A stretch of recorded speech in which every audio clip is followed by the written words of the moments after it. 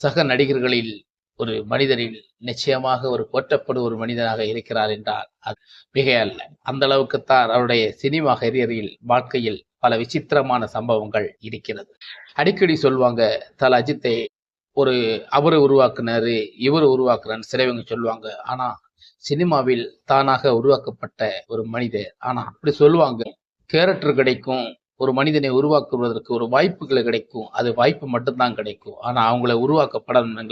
அவங்கள உருவாக்க, அவங்கள செதுக்கணும்னா, அது அவங்களால மட்டும் தானே முடியும். அவங்க வாய்ப்பு கொடுத்ததுனால தான் அது முடியுமா இல்ல. ஒரு சான்ஸ் அவ்வளோதான்.